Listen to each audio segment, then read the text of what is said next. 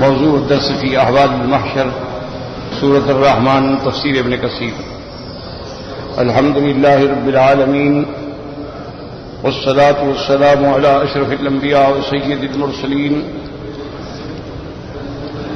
سیدنا محمد وعلی آلہ واصحابہ اجمعین. اللهم صل على سيدنا محمد وعلى آل سيدنا محمد كما صليت على إبراهيم وعلى آل إبراهيم في العالمين إنك حميد مجيد. أعوذ بالله من الشيطان الرجيم. بسم الله الرحمن الرحيم. فإذا انشقت السماء فكانت وردة كالدهان فبأي آلاء ربكما تكذبان. فيومئذ لا يسأل عن ذنبه إنس ولا جان فبأي آلاء ربكما تكذبان. يعرف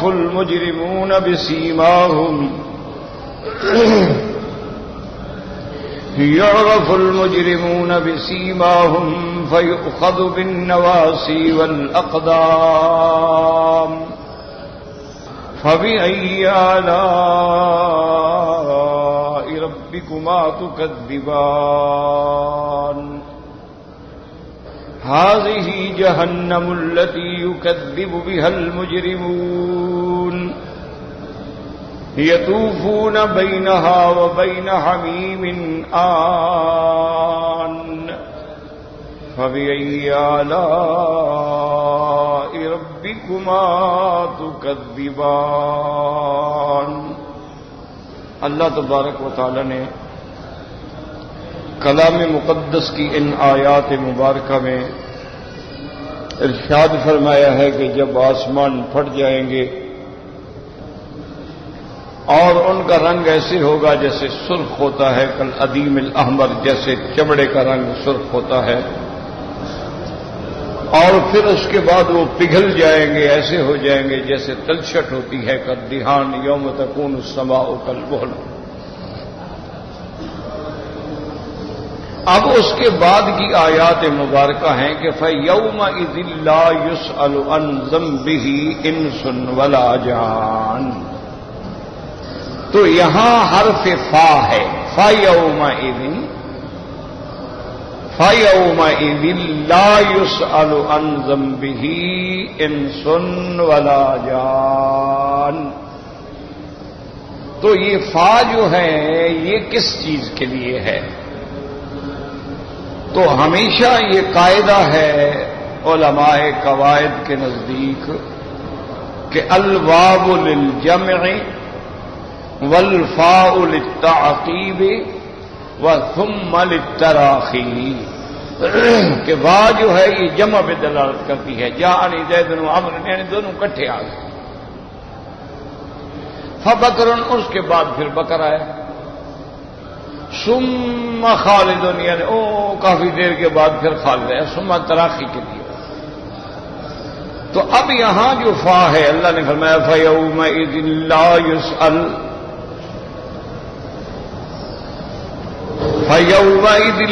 يُسْأَلُ عَنْ ذَنبِهِ إِنسٌ وَلَا جَانٌ. تو یہاں بھی یہ تعقیب کے لیے ہے. اور یاد رکھو کبھی تعقیب زمانی ہوتی ہے اور کبھی تعقیب جو ہے وہ مکانی بھی ہوتی ہے. تو یہاں زمانی مراد ہے کہ جب آسمان پھٹ جائیں گے اور اس کے بعد قیامت قائم ہو گئی تو اب پھر اس کے بعد قیامت میں محشر میں آنے والوں سے اب کارروائی شروع ہو گئی. فَيَوْمَئِذٍ لَا يُسْأَلُ. اور بعض علماء فرماتے ہیں کہ اس طرف اشارہ ہے کہ اب دیکھیں نا دنیا میں کتنے ہزاروں سال گزر گئے.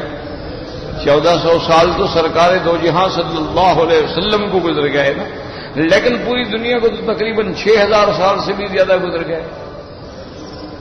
تو کوئی آدمی کے ذہن میں آتا ہے کہ بھئی اتنا مدت گزر گئی اور کہا گیا تھا کہ قیامت قریب ہے قریب ہے قریب ہے، قیامت قریب آ گئی، لیکن اتنے ہزاروں سال بیت گئے، تو شاید قیامت ہو جانے کے بعد بھی، میدان محشر میں جمع ہونے کے بعد بھی پتہ نہیں پھر کتنے ہزار بعد تحقیق ہوگی، سوال جواب ہوگا، تو فا آ گیا کہ نہیں فوراً بس اب حساب کتاب شروع ہو۔ اور اسی لیے ایک حدیث مبارک میں بھی اس کی تائید ہوتی ہے، اور اللہ نے قرآن میں بھی فرمایا ہے کہ واللہ سریع الحساب، اللہ بہت جلد حساب لینے والے۔ تو اس حدیث مبارک میں آتا ہے کہ قیامت والے دن جب سب اکٹھے ہو جائیں گے، نامہ اعمال تقسیم ہو جائیں گے، ہر آدمی اپنی چارج شیٹ وصول کر لے گا، اس کے بعد جو ہے سوال جواب وزن اعمال ہوگا، تو اتنا جلدی اللہ یہ فیصلہ فرما دیں گے کہ گویا دوپہر کے آنے سے پہلے پہلے فیصلہ ختم، جنت والے جا کے جنت میں آرام کریں گے اور جہنم والے جہنم میں جا کے سزا دیں گے۔ تو اس لیے حرف تعقیب جو ہے یہ دلالت کر رہا ہے کہ بس فوراً فَيَوْمَئِذٍ لَا يُسْأَلُ عَنْ ذَنبِهِ إِنسٌ وَلَا جَانٌ۔ اور یاد رکھیں یہاں کلام مضمر ہے، یہاں کلام مقدر ہے، مفسر ہے، تو معنی یہ ہوگا فَيَوْمَئِذٍ لَا يُسْأَلُ عَنْ ذَنبِهِ إِنسٌ وَلَا جَانٌ يُسْأَلُ عَنْ ذَنبِهِ۔ اس دن کسی انسانوں سے یا جنوں سے ان کے گناہ کے بارے میں سوال نہیں کیا جائے گا۔ فَيَوْمَئِذٍ لَا يُسْأَلُ، بس اس دن نہیں سوال ہوگا، لا يُسْأَلُ عَنْ ذَنبِهِ، گناہ کے بارے میں انسانوں سے، وَلَا جَانٌ يُسْأَلُ عَنْ ذَنبِهِ، کلام مقدر ہے، اور نہ جنوں سے۔ اب لفظ آ گیا سوال کا، فَيَوْمَئِذٍ لَا يُسْأَلُ۔ یاد رکھو کہ سوال جو ہے کئی معنوں کے لیے ہوتا ہے۔ ایک سوال تو ہوتا ہے استعلام، یعنی معلوم کرنا بھی تم نے یہ کام کیا ہے، سوال ہے۔ ایک سوال ہوتا ہے توبیخ اور زجر کے لیے، یعنی سوال اس لیے کیا جاتا ہے کہ جیسے اس کو تنبیہ کی جا رہی ہے، تم نے یہ گناہ کیا۔ پہلا تھا استعلام، معلوم کرنا کہ بھی کیا تم نے یہ گناہ کیا ہے، اور دوسرا ہے تقریر و توبیخ کے لیے، کیا تم نے یہ گناہ کیا ہے، اور تیسرا سوال ہوتا ہے سوال الموہبت والشفاعت، کہ سوال کیا جاتا ہے کہ معافی مل جائے، چھٹکارا مل جائے، کہ رعایت ہو جائے۔ تو سوال کئی معنوں میں ہوتا ہے، ہر جگہ سوال جو ہے وہ ایک معنی میں نہیں ہوتا، یہ بات یاد رکھیں۔ اچھا، کبھی سوال ہوتا ہے آدمی اپنی حاجت کا ذکر کرتا ہے، کہ جیسے حضرت ابراہیم علیہ السلام نے اللہ سے سوال کیا، ربنا انی اسکنت لا حول ولا قوة الا باللہ العلی العظیم، استغفر اللہ استغفر۔ تو حضرت ابراہیم علیہ السلام نے بھی سوال کیا کہ ربنا انی اسکنت من ذریتی بواد غیر ذی زرع عند بیتک المحرم، یہ سوال ہے۔ نوح علیہ السلام نے بھی سوال کیا، رب لا تذر علی الارض من الکافرین دیارا، یا اللہ اب کافروں کو مت چھوڑ، مٹا دو۔ اسی طرح حضرت نوح علیہ السلام نے اپنے بیٹے کے بارے میں بھی سوال، تو یوں سمجھو کہ کبھی سوال میں آدمی اپنی حاجت کو سامنے رکھ کے سوال کرتا ہے، یا اللہ میری پریشانی دور کر، یا اللہ میری بیماری دور کر، یا اللہ میری مشکلات دور فرما۔ تو یہ سوال، ایک سوال یہ ہے کہ بظاہر وہ سوال نہیں کر رہا، بات کو سمجھیں، بظاہر وہ سوال نہیں کر رہا ہے، دعا نہیں کر رہا ہے، وہ تو ذکر کر رہا ہے. جیسے حضور پاک نے فرمایا افضل ما انا قلت والنبیون قبلی، آپ نے فرمایا کہ عرفات کے دن سب سے افضل وظیفہ، افضل ذکر جو ہے میں نے کیا، اور یہی ذکر مجھ سے پہلے تمام انبیاء نے کیا ہے. وہ کیا تھا؟ لا الہ الا اللہ وحدہ لا شریک لہ لہ الملک ولہ الحمد یحیی ویمیت وہو علی کل شیء قدیر. اب بظاہر یہ ذکر ہے لیکن دعا ہے، اور سب سے افضل دعا ہے، کیونکہ اللہ کا بندوں کے ساتھ وعدہ ہے اپنی رحمت کے ساتھ کہ فاذکرونی اذکرکم، تم مجھے یاد کرو میں تمہیں یاد کروں گا. اذا ذکرتمونی فی ملأ ذکرتکم فی ملأ خیر من ملئکم، اگر تم مجھے جماعت میں ذکر کرو گے تو میں تم سے زیادہ افضل جماعت ملائکہ میں تمہارا ذکر کروں گا، اور اگر تم مجھے اکیلے یاد کرو گے ذکر کرو گے تو میں بھی تمہیں اکیلے ذکر کروں گا. تو یاد رکھیں وہاں مانا یہ تو نہیں ہوتا کہ جب ہم کہیں گے یا اللہ یا اللہ یا اللہ تو اللہ فرمائے گے فلان فلان فلان، یہ نہیں. مانا یاد کرنے کا یہ ہے کہ جب تم میرا ذکر کرو گے تو میں تمہاری حاجتیں پوری کر دوں گا. تو وہ ذکر جو ہے وہ بھی سوال ہوتا ہے، یاد رکھو کہ بظاہر تو ہم ذکر کر رہے ہیں، ہم تو سبحان اللہ وحمدہ سبحان اللہ وحمدہ سبحان اللہ العظیم سبحان ربی الاعلی سبحان ربی الاعلی، ہم تو وہ کہہ رہے ہیں طواف سبحان اللہ والحمدللہ لا الہ الا اللہ اللہ اکبر وللہ الحمد پڑھ رہے. لیکن یہ سوال، یہ بھی سوال ہے، یہ بھی دعا ہے. تو اب جناب یہ ہے کہ یہاں لفظ آیا فَيَوْمَئِذٍ لَا يُسْأَلُ عَنْ ذَنبِهِ انس ولا جان. اس دن قیامت والے دن کسی مذنب سے یہ نہیں پوچھا جائے گا کہ لما اذنبتا، کیوں تم نے گناہ کیا یا کیا یا نہیں کیا. ضرورت ہی نہیں ہے سوال کرنے کی، ہر چیز معلوم ہے، واضح ہے، موجود ہے، اور پہچاننا بھی موجود ہے، علامات بھی موجود ہیں. فَيَوْمَئِذٍ لَا يُسْأَلُ عَنْ ذَنبِهِ انس ولا جان فَبِأَيِّ آلَاءِ رَبِّكُمَا تُكَذِّبَانِ. کیوں نہیں پوچھا جائے گا؟ يُعْرَفُ الْمُجْرِمُونَ بِسِيمَاهُمْ فَيُؤْخَذُ بِالنَّوَاصِي وَالْأَقْدَامِ. اس دن مجرمین جو ہیں وہ اپنی علامتوں سے پہچانے جائیں گے، ڈھونڈنا نہیں پڑے گا. یہاں تو ڈھونڈنا پڑتا ہے نا بھی مجرم کہاں ہیں، پھر مل گئے پتہ نہیں مجرم ہے بھی کہ نہیں ہے، وہاں پوچھنا نہیں پڑے گا. ان کی علامات واضح ہو جائیں گی کہ یہ مشرک ہیں، یہ کافر ہیں، یہ مجرم ہیں، یہ غدار ہیں، یہ اللہ کے نافرمان ہیں، اللہ کے انبیاء کے نافرمان ہیں. یعرف المجرمون، مجرمون پہچانے جائیں گے. یعرف المجرمون بسیماہم، سیما یاد رکھیں علامت. جیسے کہ اللہ تبارک و تعالی نے میرے محبوب کے پیارے صحابہ کے بارے میں ذکر فرمایا.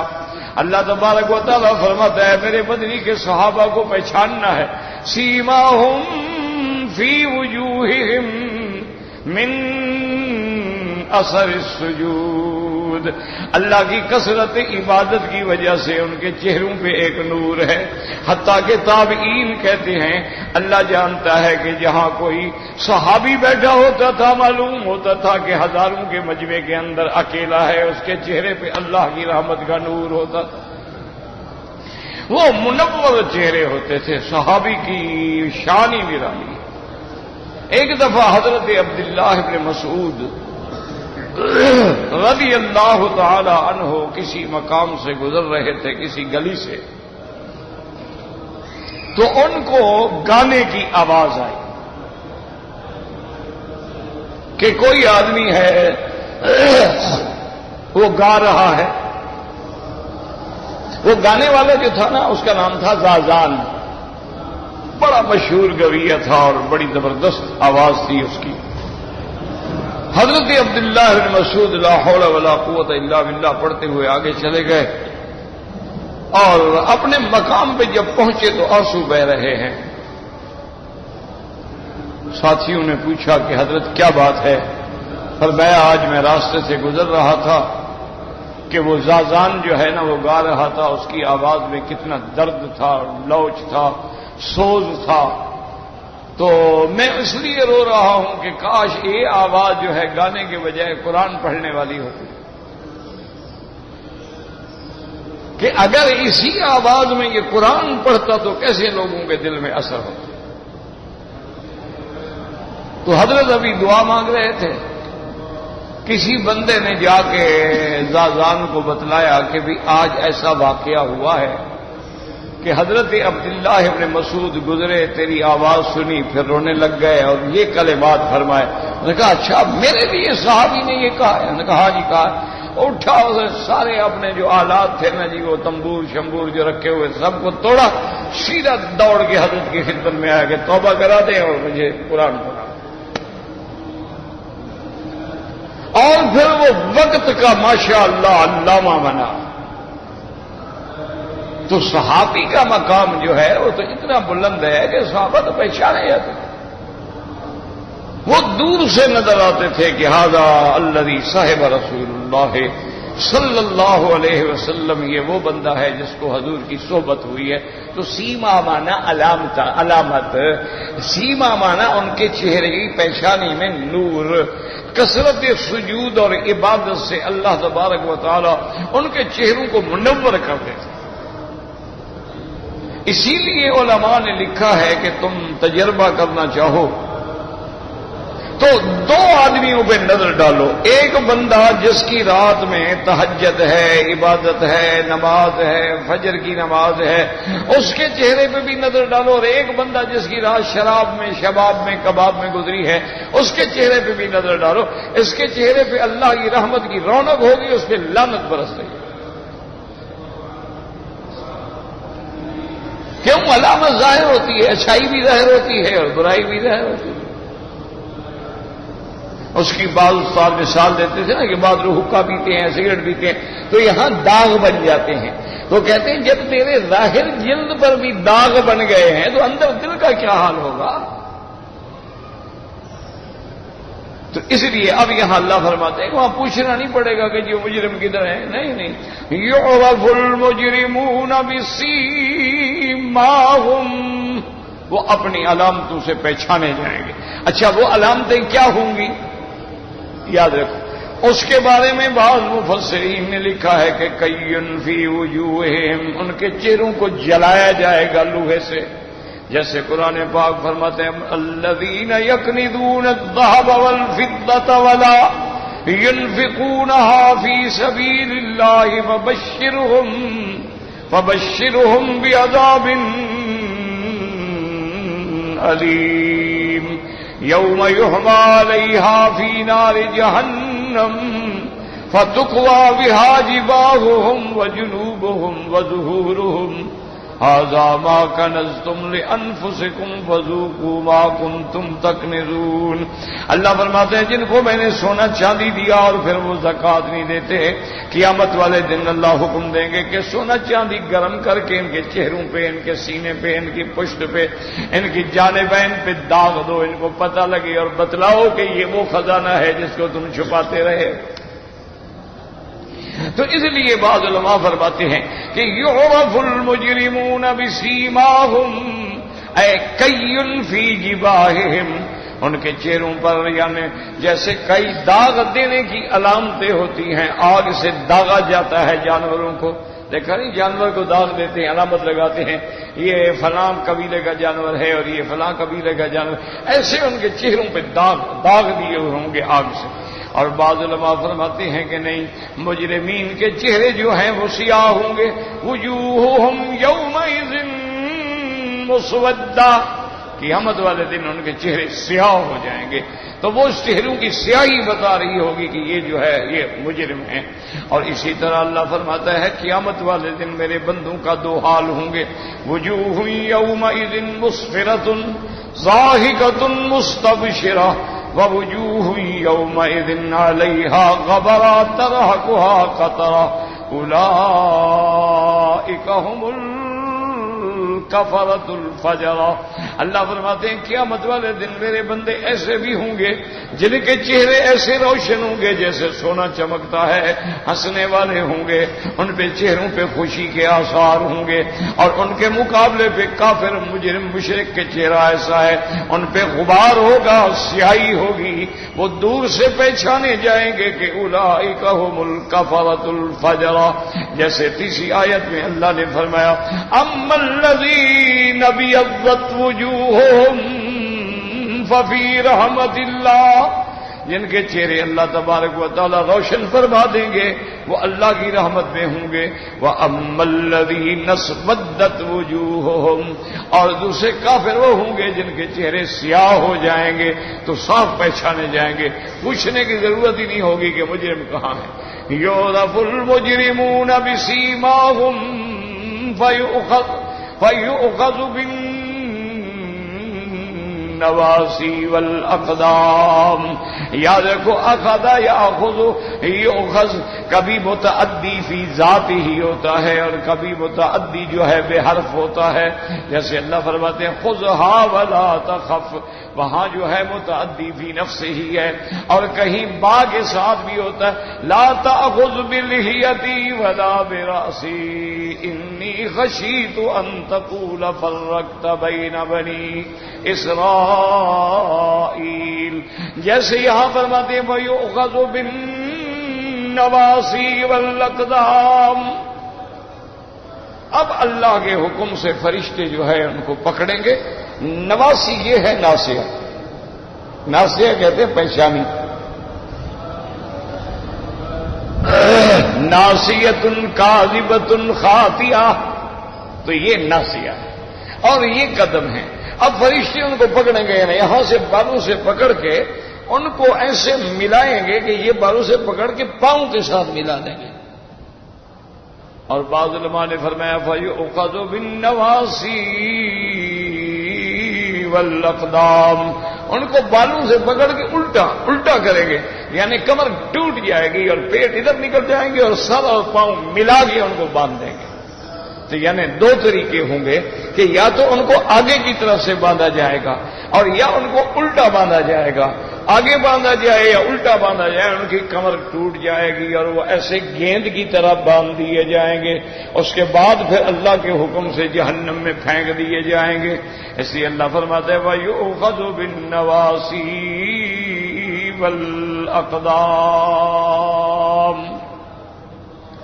اچھا، اسی طرح قرآن شریف میں بھی آتا ہے اور حدیث میں بھی آتا ہے کہ کافر جو ہیں ان کو سر کے بل چلایا جائے گا. صحابہ نے پوچھا یا رسول اللہ سر کے بل آدمی کیسے چلے گا؟ پاؤں پر تو چلتا ہے نا، کہ سر سے. میں نے فرمایا جو اللہ پاؤں پہ چلانے پہ قادر ہے وہ سر پہ بھی چلائے گا، وہ سر پہ بھی چلانے پہ قادر. تو اب یوں سمجھ لیں کہ اصل وجہ یہ ہوگی کہ بعض کو تو یوں پکڑا جائے گا اور بعض کو سر کے بل چلایا جائے گا اور بعض کو ایسے گھسیٹ کے فرشتے دھکا دیں گے تو ایک فرشتے کے دھکا دینے سے 70,000 جہنمی جہنم میں جا کے گرے گا. وہ فرشتہ ہے نا، وہ یہ تو نہیں، وہ عام آدمی ہے. اس لیے فرماتے ہیں وَيَوْمَئِذٍ لَّا يُسْأَلُ عَن ذَنبِهِ إِنسٌ وَلَا جَانٌ فَبِأَيِّ آلَاءِ رَبِّكُمَا تُكَذِّبَانِ. يُعْرَفُ الْمُجْرِمُونَ بِسِيمَاهُمْ فَيُؤْخَذُ بِالنَّوَاصِي وَالْأَقْدَامِ فَبِأَيِّ آلَاءِ رَبِّكُمَا تُكَذِّبَانِ. اب یاد رکھو کہ یہاں ایک اشکال بھی ہے اور سوال بھی ہے. اس آیت سے یہ معلوم ہوتا ہے کہ قیامت میں اللہ پاک مجرموں سے کوئی سوال ہی نہیں ہوگا، علامتیں واضح ہیں، پوچھنے کی ضرورت ہی نہیں.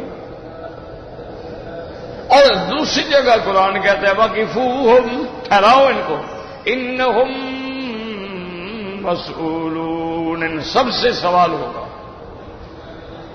اور اسی طرح قرآن پاک کہتا ہے فَوَرَبِّكَ لَنَسْأَلَنَّهُمْ أَجْمَعِينَ. میرے مدنی مجھے تیرے رب کی قسم ہے ہم ان سب سے پوچھیں گے کہ تم نے کیا کیا ہے. تو اب ایک جگہ قرآن کہتا ہے کہ نہیں پوچھا جائے گا، اور دوسری جگہ قرآن پاک فرماتا ہے کہ سب سے پوچھا جائے گا. تو بظاہر جو ہے یہ تعارض ہے، اور انہی متعارضات کو لے کر دشمن جو ہیں وہ اللہ کے قرآن پہ حملے کرتے ہیں. حالانکہ بات یاد رکھو کہ قیامت کا دن جو ہے وہ کوئی آسان دن تو نہیں ہے. وہ دن تو ایسے ہوگا کہ الف سنۃ، جیسے ایک دن 1000 سال کے برابر. اسی طرح آتا ہے ایک دن 50,000 سال کے برابر. اور پھر قیامت کے اندر جو ہے وہ مواطن ہیں. ایک وقت ہے جب قبروں سے اٹھ رہے ہیں تو یہاں کوئی سوال جواب نہیں ہوگا، اور ایک وقت ہے کہ میدان حشر میں آ گئے ہیں، نامہ اعمال سب کو مل گئے ہیں، اب سوال جواب ہو رہا ہے. تو ایک جگہ ایسی ہوگی جہاں سوال جواب نہیں ہوگا، اور ایک مقام ایسا ہوگا جہاں سوال جواب ہوگا. تو دونوں آیتیں جو ہیں وہ اپنے اپنے مقام پہ صحیح ہیں. جیسے مثلا بیوی عائشہ نے صدیقہ رضی اللہ تعالی عنہا نے حضور سے پوچھا کہ یا رسول اللہ صلی اللہ علیہ وسلم، قیامت میں بیوی، بچے، اہل، اولاد اپنے والدین کو ملیں گے، پہچانیں گے، اکٹھے ہوں گے؟ آپ نے فرمایا ہاں، لیکن بعض مقامات ایسے ہیں کہ جہاں نہیں ملیں گے.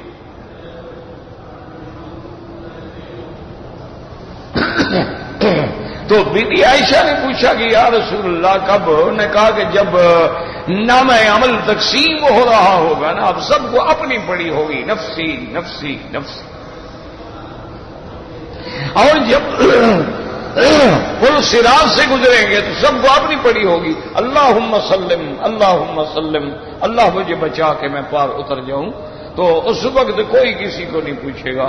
وہ ایسا وقت ہوگا کہ نہ بیٹا بیٹے کو باپ کو پوچھے گا، نہ باپ بیٹے کو پوچھے گا. تو وہ ایک وقت ہوگا کہ ایسی گھڑی ہوگی کہ لا ينفع مال ولا بنون، نہ مال نفع دے گا اور نہ آدمی کو اولاد نفع دے گا.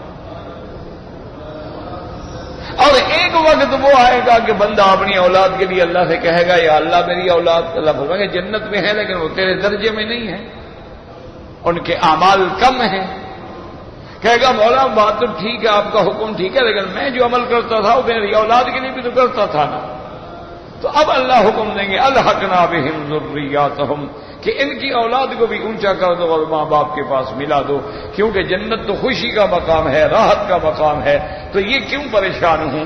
تو وہاں اللہ پاک اچھا کبھی ایسا بھی ہوگا کہ ماں باپ کو اولاد کی وجہ سے چھٹکارا مل جائے گا کہ حافظ قرآن جس نے قرآن حفظ کیا ہے اللہ کی خاطر، تو اللہ کی آمد میں حکم دیں گے کہ تم اپنے خاندان کے 10 آدمیوں کے بارے میں سفارش کر سکتے ہو.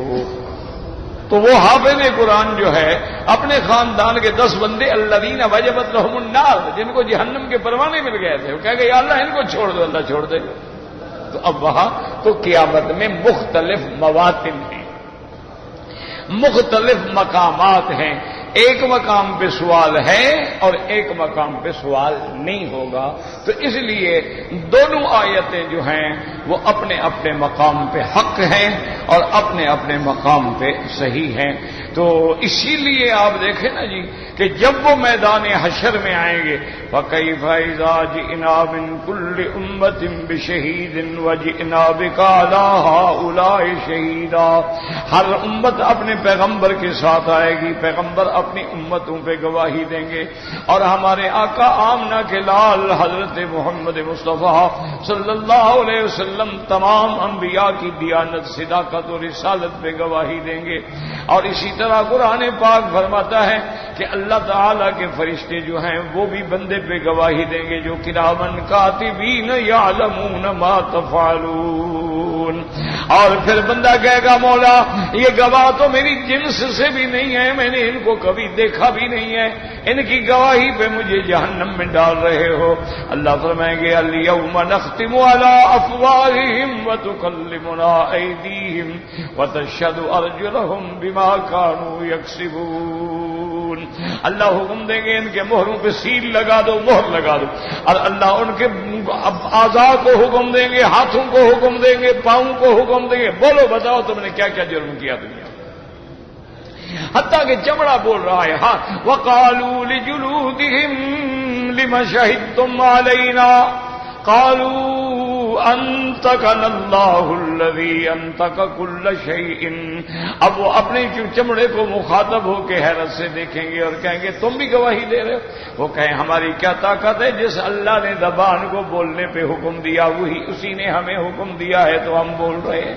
تو یہ احوال مختلف ہیں، ایک جگہ گواہیاں ہوں گی، شہادات ہوں گی اور ان سے سوال و جواب ہوگا، ایک مقام پہ نامہ اعمال جو ہیں ان کا وزن ہوگا، ومن ثقلت موازینہ، جس کی تولیں بھاری ہو گئیں وہ کامیاب ہو جائیں گے، اور جن کی تولیں جو ہیں وہ خفیف پڑ گئیں وہ ناکام ہو جائیں گے۔ تو یہ مواطن ہے قیامت کے، اس لیے یہ تعارض نہیں ہے اور نہ اللہ کے قرآن میں کسی قسم کا تضاد ہے۔ فرماتے ہیں یعرف المجرمون بسیماہم فیؤخذ بالنواصی والاقدام فبأي آلاء ربكما تكذبان هذه جهنم التي اللهم اجرنا من النار، اللهم اجرنا من النار یا مجیر اجرنا من النار، اللهم ارزقنا الفردوس الاعلی۔ قیامت والے دن پھر ان مجرموں کو کہا جائے گا ہاذہ جہنم التی یکذب بہا المجرمون، یہ ہے وہ جہنم جس کا تم انکار کرتے ہو۔ اور دوسری جگہ قرآن کہتا ہے فرشتے ان کو کہیں گے اچھی طرح دیکھ لو جہنم کو، افسحر ھذا ام انتم لا تبصرون۔ تم دنیا میں ہر بات کو جادو کہہ دیتے تھے، پیغمبر کی بات کو بھی جادو کہہ دیتے، اب دیکھ لو جہنم کہیں یہ جادو کی تو نہیں، اچھی طرح دیکھ لو، افسحر یہ جادو ہے حقیقت ہے۔ اب جب جہنم سامنے کھڑی ہو، اس لیے دوسری جگہ پہ وَبُرِّزَتِ الْجَحِيمُ لِلْغَاوِينَ، اللہ تبارک و تعالیٰ ان مجرموں کے لیے اب جہنم کو ظاہر کر دیں گے، اور جہنم کے جوش کا یہ عالم ہوگا تَكَادُ تَتَمَيَّزُ مِنَ الْغَيْظِ، ایسے معلوم ہوگا کہ جہنم پھٹ جائے گی غصے سے کہ یا اللہ ڈالو ان مشرکوں کو میرے اندر۔ تَكَادُ تَتَمَيَّزُ مِنَ الْغَيْظِ كُلَّمَا أُلْقِيَ فِيهَا فَوْجٌ سألهم خزنتها ألم يأتكم نذير قالوا بلى قد جاءنا نذير فكذبنا وقلنا ما نزل الله من شيء۔ اب جناب فرشتے پوچھیں گے کہ بدبختو کیا تمہارے پاس ڈرانے والے نہیں آئے تھے؟ وہ کہیں گے جی آئے تھے، کہیں گے جی آئے تھے، لیکن ہم نے تو ان کو جھٹلا دیا نا، ہم نے تو ان کی بات ہی نہیں مانی۔ اسی طرح ایک اور مقام پہ قرآن کہتا ہے وَسِيقَ الَّذِينَ كَفَرُوا إِلَى جَهَنَّمَ زُبُرًا حَتَّى إِذَا جَاءُوهَا وَفُتِحَتْ أَبْوَابُهَا قَالَ لَهُمْ خَزَنَتُهَا أَلَمْ يَأْتِكُمْ رُسُلٌ مِّنكُمْ يَتْلُونَ عَلَيْكُمْ آيَاتِ رَبِّكُمْ وَيُنذِرُونَكُمْ لِقَاءَ يَوْمِكُمْ هَذَا قَالُوا بَلَى وَلَكِنْ حَقَّتْ كَلِمَةُ الْعَذَابِ عَلَى الْكَافِرِينَ۔ اب جب چلا چلا کے مار مار کے فرشتے لائیں گے جہنم کی طرف مشرکین کو اور جہنم میں ڈالیں گے تو جہنم کے خزانہ جو ہے، جہنم پہ داروغہ جو ہے پوچھیں گے الم یاتکم رسل منکم، اور ظالمو کیا تمہارے پاس اللہ نے تمہاری جنس سے پیغمبر نہیں بھیجے تھے؟ اللہ کے پیغمبر نہیں آئے؟ انہوں نے تم پہ آ کے اللہ کا قرآن نہیں پڑھا؟ کہیں گے جی آئے تھے اور قرآن بھی پڑھا تھا، ہمیں انہوں نے حق اور باطل کا ابتدیات بھی سکھایا تھا، بس کیا کریں، ولیکن حقت کلمۃ العذاب علی الکافرین، بس اللہ کا لکھا جو ہے وہ تو پورا ہونا تھا نا، ہمارے مقدر میں ہے جو جہنم۔ یہ ہر مجرم اسی طرح کہتا ہے، جب جرم ہو جائے آدمی اس کو کہنا بھیا کیوں تم نے، وہ کہہ رہا یار تقدیر کا لکھا ہے نا بابا، اللہ نے جو لکھا تھا، اللہ نے لکھا تھا، اللہ نے تجھے عقل نہیں دی تھی، اللہ نے تمہیں فہم نہیں دی تھی، اللہ نے تجھے سوچ نہیں دی تھی، اللہ نے تمہیں حواس خمس نہیں دیے تھے، اللہ نے پیغمبر نہیں بھیجے تھے، تو اس لیے اب کہیں گے کہ ولیکن حقت کلمۃ العذاب علی الکافرین قیل ادخلوا ابواب جہنم، اب حکم دیں گے پھر جاؤ جہنم میں داخل ہو، یہی تمہارا ٹھکانہ ہے۔ تو اس لیے قرآن یہاں بھی کہتا ہے، اللہ کے فرشتے کہیں گے ان ظالموں کو، ان مجرموں کو جب وہ جہنم پہ آئیں گے، ھذہ جہنم التی یکذب بھا المجرمون یطوفون بینہا وبین حمیم آن۔ اب قرآن کہتا ہے وہ کبھی ادھر جائیں گے جہیم میں اور کبھی حمیم میں جائیں گے، یاد رکھو یہ دونوں چیزیں جہنم میں ہوں گی، یعنی جب جہنم کی آگ میں جلیں گے پیاس لگے گی، ان یستغیثوا یغاثوا بماء کالمہل، جب وہ پانی مانگیں گے تو اللہ حکم دیں گے پلاؤ ان کو پانی۔ وہ پانی کیسے پلائیں گے؟ وہ پانی کیا ہوگا؟ وہ ان مجرموں کی پیپ جمع ہو کے حوض بھرے ہوئے ہوں گے، اب آئیں گے، لیکن چونکہ وہ جہنم کی آگ کی پیاس ہے، فشاربون شرب الہیم، اور ٹوٹ پڑیں گے، اسی کو بھی پئیں گے۔ دیکھو نا آدمی جب پیاس ہو نا پھر سمندر کا پانی بھی پی جاتا ہے، چاہے کڑوا ہو چاہے کچھ ہو، تو وہاں تو پھر جہنم کی آگ ہے نا۔ حمیم مانا گرم، اور آن کہتے ہیں انتہائی گرم، یعنی آخری حد پہ پہنچا ہوا پانی، وہ پانی، اور وہ پانی بھی کیا ہوگا؟ وہ پیپ ہوگی، وہ ان کو اسی جہنمیوں کے اعضاء اور ان کے زخموں کی دھون ہوگی، وہ جمع کر کے کہیں گے پیو اس کو۔ اچھا تو وہاں جائیں گے، پھر وہاں لائے جائیں گے، پھر پیاس لگے گی، پھر وہاں جائیں گے، یطوفون بینہا وبین حمیم آن، یعنی جو دنیا میں تم انکار کرتے تھے اب کیسے چکر لگا کے سب کچھ اپنے آنکھوں سے دیکھ رہے ہو۔ فبأی آلاء ربکما تکذبان، یاد رکھیں یہ نعمت ہے تو عذاب کے بعد اللہ فرماتے ہیں کہ تم کون کون سی نعمتوں کو جھٹلاؤ گے، پہلے تو ذرا عذاب کا ذکر کیا جا رہا ہے، تو پھر یہ نعمت کیسے ہوئی؟ علماء فرماتے ہیں یاد رکھو دشمن کو سزا ہو تو یہ نعمت ہے۔ دیکھو نا کوئی تمہارے باپ کا قاتل ہو، کوئی تمہارے بھائی کا قاتل ہو، کوئی تمہاری اولاد کا قاتل ہو، پھر اس کو پھانسی پہ لٹکائے، اس کے وارث رو رہے ہوتے ہیں، ان کے وارث خوش ہو رہے ہیں، اچھا پہنچ گیا نا انجام، ہوا ٹھیک ہوا، اچھا ہوا، تم نے بھی تو ہمیں رلایا تھا نا، آج تیرا خاندان بھی تو رو رہا ہے۔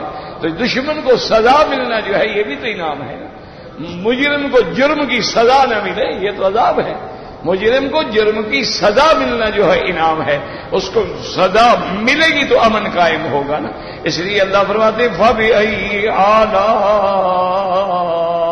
رَبِّكُمَا تُكَذِّبَانِ لَا بِشَيْءٍ مِّن نِّعَمِ رَبِّنَا نُكَذِّبُ، اور بعض علماء فرماتی ہیں یہ اس وجہ سے نعمت ہے کہ اللہ نے ہمیں بتلا دیا ہے قیامت ہوگی، جہنم ہوگی، مجرموں کا یہ حشر ہوگا، تاکہ ہم ڈر کے وہ کام نہ کریں جو جہنم میں لے جانے والے ہیں۔ تو یہ بھی تو اللہ کی نعمت ہے نا کہ اللہ ہمیں سب کچھ بتا رہے ہیں، سب کچھ سمجھا رہے ہیں تاکہ ہم جہنم سے بچ جائیں۔ واللہ اعلم۔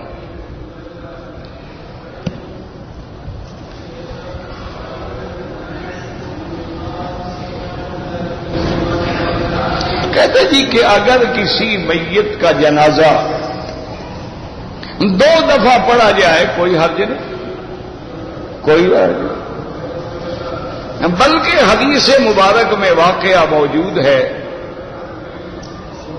ایک بوڑھی عورت تھی، وہ سرکار دو عالم صلی اللہ علیہ وسلم کی مسجد میں آ کے صفائی کرتی تھی، جھاڑو لگایا کرتی تھی، تو مسجد کی خدمت کرتی۔ وہ حضور کو نظر نہ آئی تو حضور نے فرمایا کہ بھئی وہ بی بی وہ بڑھیا نہیں نظر آ رہی۔ نے کہا حضور وہ تو بیمار ہے بیچاری۔ آپ نے فرمایا کہ اچھا اگر موت آ جائے اس کو تو فاذنونی، مجھے خبر کرنا، میں اس کا جنازہ پڑھوں گا۔ اچھا خدا کی شان یہ ہے کہ وہ بیچاری بوڑھی عورت جو تھی وہ رات کو مر گئی، اور شریعت کا حکم یہ ہوتا ہے کہ مرنے کے بعد میت کو نہ رکھو، جتنا جلدی ہو سکے اس کو اس کے گھر میں پہنچاؤ۔ یہ جو ہمارے ہاں جاہل دو دن او جی اس کا بیٹا آ رہا ہے، اس کا بھائی آ رہا ہے، اس کے رشتہ دار ہے، بالکل جرم ہے، ناجائز ہے اور گناہ۔ بس فوت ہو گیا، آپ کو اللہ کی امانت ہے، اس کو اللہ کے سپرد کرو۔ تو صحابہ نے بھی یہ غور کیا کہ بھئی اب رات کا وقت ہے، آرام کا وقت ہے، حضور پاک سوئے ہوئے ہوں گے، اب ہم آپ کو جگائیں تو ہم جنازہ پڑھ کے دفن کر دیتے ہیں۔ تو جو وہاں قریب تھے صحابہ، ان سب نے اس کی تجہیز و تکفین کے بعد جنازہ پڑھا اور جا کے دفن کر دیا۔ صبح کو حضور صلی اللہ علیہ وسلم نے پوچھا کہ ہاں بھائی اس بی بی کا کیا ہوا؟ تو انہوں نے کہا حضور وہ تو بیچاری فوت ہو گیا۔ میں اللہ اعظم تمونی، تم نے مجھے بتلایا کیوں نہیں؟ انہوں نے کہا حضور وہ رات کو فوت ہو گئی، ہم نے آپ کو جگانا مناسب نہیں سمجھا۔ میں دلونی اعلیٰ قبر ہی، چلو میرے ساتھ قبرستان، اس کی قبر مجھے بتاؤ کہاں ہے۔ تو پھر حضور صلی اللہ علیہ وسلم قبر پہ آئے اور آ کے جنازہ پڑھا۔ تو ایک جنازہ تو صحابہ پڑھ چکے تھے، لیکن پھر بھی حضور پاک نے دوسرا جنازہ پڑھا۔ اب بھی حکم یہی ہوتا ہے کہ مثلا میت پہ جنازہ حرم میں ہو گیا، لیکن وہ جنت المعلیٰ چل پڑے۔ بعض رشتہ دار جو ہیں وہ بعد میں پہنچے ہیں، وہ عین ٹائم پہ نہیں پہنچ سکے ہیں، تو اب کیا ہے وہ وہاں قبر پہ بھی جنازہ پڑھ سکتے۔ تو لہذا اگر 2 دفعہ جنازہ پڑھا جائے کوئی فرق نہیں ہوتا۔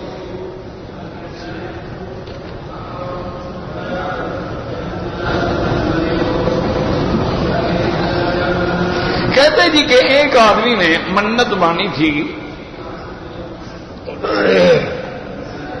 کہ اگر میرا یہ کام ہو گیا تو میں 100 روپیہ جو ہے وہ بیت اللہ میں دوں گا۔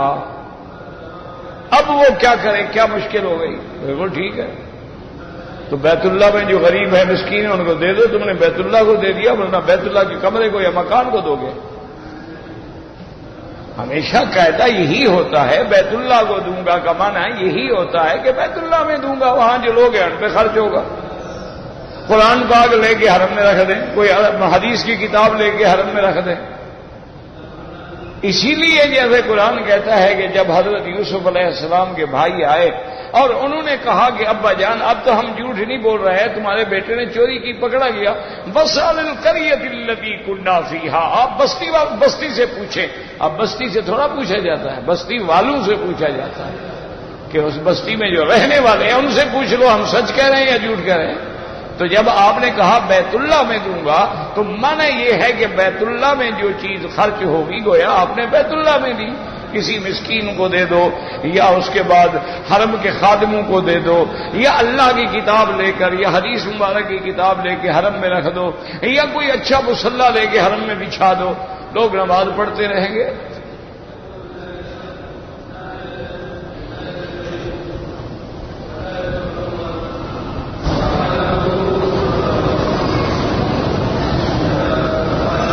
کہتے جی کہ ایک آدمی ریاض سے حج کے لیے آیا تھا، اس نے سارے ارکان پورے کیے، قربانی جو حج کی تھی اس نے اسکان بن لادن کے کیمپ میں دی۔ میرا بھائی مجھے نہیں پتا کہ وہ اسکان کیمپ جو ہے حدود حرم کے اندر ہے یا باہر۔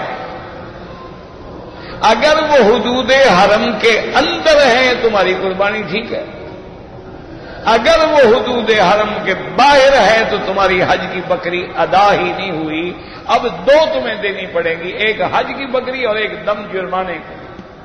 اب یہ تم وہاں جا کے پوچھ لو وہاں جو لوگ رہتے ہیں کہ بھائی یہ علاقہ، یہ منطقہ، یہ جگہ حدود حرم کے اندر ہے یا باہر ہے، اگر باہر ہے تو قربانی نہیں ہوتی، کیونکہ یہ تو قرآن کا مسئلہ ہے، حتیٰ یبلغ الہدی محلہ، کہ قربانی حج کی جو ہے اس کو اپنے مقام پہ پہنچاؤ۔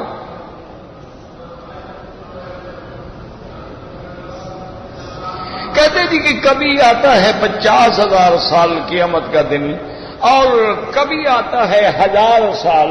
اصل بات یہ ہے کہ یہ کیفیات ہیں، ہر آدمی کی کیفیت مختلف ہوگی، یعنی بعض کافروں پر تو ایسے بھاری ہوگا جیسے 1000، بعض اس سے جو زیادہ کافر ہیں اور جن پہ اور زیادہ عذاب ہے ان کے لیے 50,000 سال کے برابر ہو جائے گا۔ جیسے دیکھو نا جی کہ آدمی کو خوشی چھٹی کی دن ہو نا، آپ کو کسی کو 1 مہینہ چھٹی، کسی کو 2 مہینے چھٹی، ایسے گزر جاتے ہیں جیسے 2 دن گزر گئے، اور کام کے دن ہوں اور محنت اور مشقت کے بیماری کے تو دن گزرتا ہی نہیں۔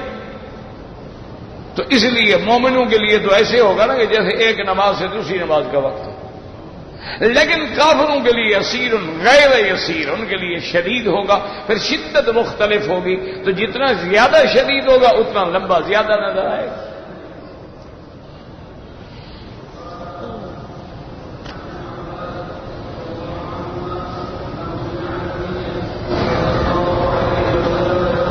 کہتے جی کہ جنل جنتین دان میں 2 جنتوں کا ذکر ہے، فیہن قاصرات الطرف میں جمع کا صیغہ ہے، تو ایک جنت میں کتنے حوریں ہوں گی؟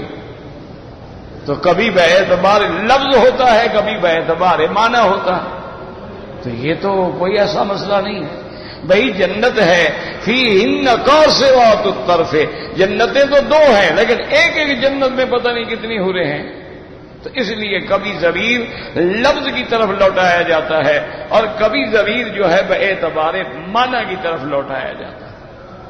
وہ جب آ جائے گی آیت میں انشاءاللہ پڑھ لیں گے۔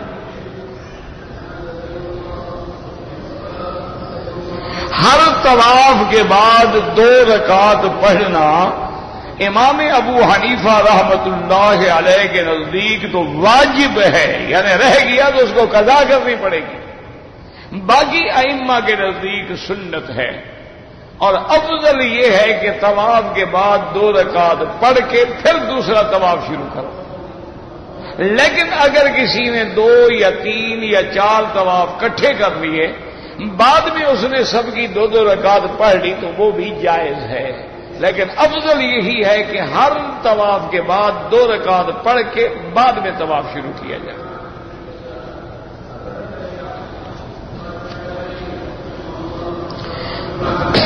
طواف جو ہے نا میرا بھائی ایک نفلی عبادت ہے، تم اس کو کرنے کے بعد اللہ سے دعا کرو گے کہ اس کا ثواب فلاں کو دے، اللہ عطا فرمائیں گے۔ کیوں؟ جب حج کا ثواب بدل میں مل سکتا ہے تو طواف تو پھر اس سے بہت چھوٹی عبادت ہے، حج بدل میں تو طواف بھی ہے اور باقی ارکان بھی ہیں۔ کہتے جی کہ قرآن شریف ختم کر کے ہم صحابہ کو انبیاء کو ثواب پہنچے، مرضی ہے، امام شافعی رحمۃ اللہ علیہ قائل نہیں ہیں۔ امام شافعی رحمۃ اللہ علیہ فرماتے ہیں قرآن پڑھ کے کسی کو بخشا جائے تو کوئی ثواب نہیں پہنچتا، باقی ائمہ کے نزدیک جو ہے وہ کہتے ہیں ثواب پہنچتا ہے اور مرنے والے کو فائدہ ہوتا ہے، اسی لیے امام شافعی فرماتے ہیں نہیں، بس دعا کر سکتے ہو، قرآن پڑھ کے نہیں بخش سکتے۔ وہ کہتے ہیں کہ صدقہ کر سکتے ہو، خیرات کر سکتے ہو، مردے کی طرف سے کوئی مسجد بنا دی، کوئی کنواں لگا دیا، کوئی پانی کا انتظام کر دیا، کسی مسجد میں ماشاءاللہ چٹائیاں ڈال دی، کسی مدرسے میں کتابیں لے کے دے دی، وہ کہتے ہیں یہ تو ثواب ہوتا ہے، باقی قرآن پڑھ کے بخشنا جو ہے، قرآن تم پڑھ رہے ہو، ثواب پڑھنے والے کو ہوگا، اس کو نہیں ملتا ہے۔ تو امام شافعی رحمۃ اللہ علیہ تو قائل نہیں ہیں، لیکن باقی ائمہ ثلاثہ جو ہیں رحمۃ اللہ علیہم اجمعین وہ قائل ہیں کہ ان کو باقاعدہ ثواب پہنچتا ہے، اور بعض روایات میں تو یہ بھی آتا ہے کہ موتا جو ہیں وہ انتظار میں ہوتے ہیں کہ کوئی ہمارے لیے بھی صدقہ خیرات کرے گا، ثواب پہنچائے گا، تو جب ثواب پہنچایا جاتا ہے تو ان کو راحت و خوشی ہوتی ہے۔ اور بعض روایات میں آتا ہے کہ جب ان کے ارواح آپس میں ملتے ہیں تو ایک دوسرے سے پوچھتے ہیں کہ بھائی تمہیں تمہاری کوئی اولاد نے ہدیہ وغیرہ بھیجا کہ نہیں؟ انہوں نے کہا جی میری اولاد تو نلائق ہے، کیا ہدیہ بھیجیں گے؟ بس میں تو وہ کہتے نہیں، میری اولاد نے تو یہ بھیجا ہے اور یہ بھیجا ہے، اتنی قرآن پڑھا، اتنا طواف کیا، میرے لیے حج کیا، میرے لیے عمرہ کیا، میرے لیے خیرات کیا، تو وہ بیچارہ پریشان ہوتا ہے۔